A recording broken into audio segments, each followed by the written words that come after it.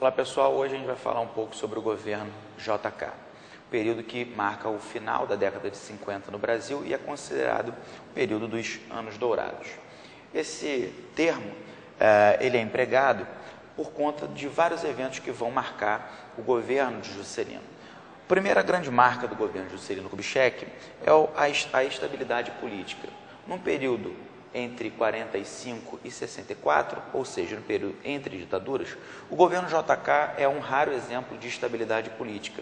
O governo de Dutra foi um governo extremamente complicado, sucedido pelo governo de Getúlio Vargas, que acaba se suicidando.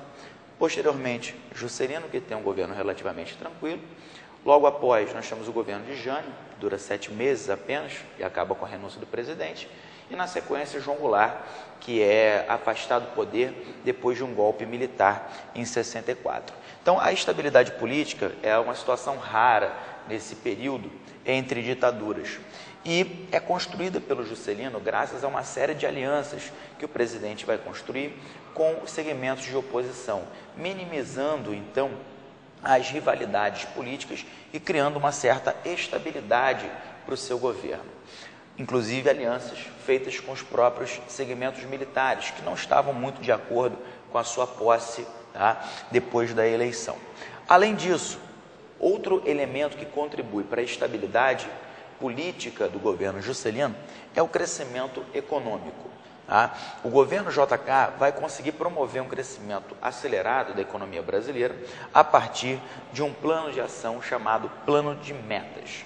O plano de metas era baseado na ideia do tripé econômico, onde haveria um investimento de 3 capitais, 3 tipos de capitais. O capital estatal ficaria com o setor de infraestrutura e base, o capital privado internacional, que seria responsável pelos investimentos no setor de bens de consumo duráveis, e o privado nacional, que ficaria com o segmento de bens de consumo não duráveis. Um grande exemplo dessa interação dos 3 capitais é a questão ligada à indústria automobilística. O governo estimula a entrada das montadoras com a abertura de rodovias, as empresas internacionais entram no Brasil e o setor de autopeças, peças para reposição, ficam ligados ao capital privado nacional.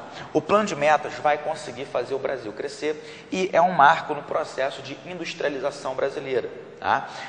Isso gera um certo clima de euforia, principalmente nos centros urbanos brasileiros, junto à classe média, que passa a ter acesso aos bens de consumo e numa escala um pouco maior.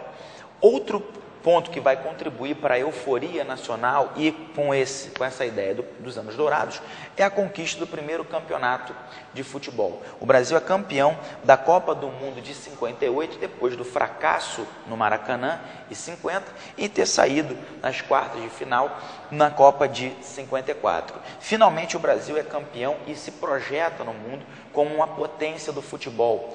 O futebol que vinha sendo estimulado como esporte nacional desde a década de 30, com o primeiro governo de Getúlio Vargas. Finalmente o Brasil ganha a Copa do Mundo e se torna um campeão mundial.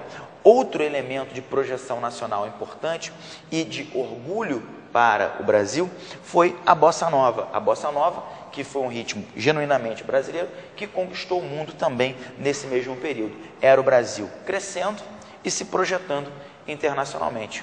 Os anos dourados, certo? Pessoal, é isso. Até a próxima. Obrigado.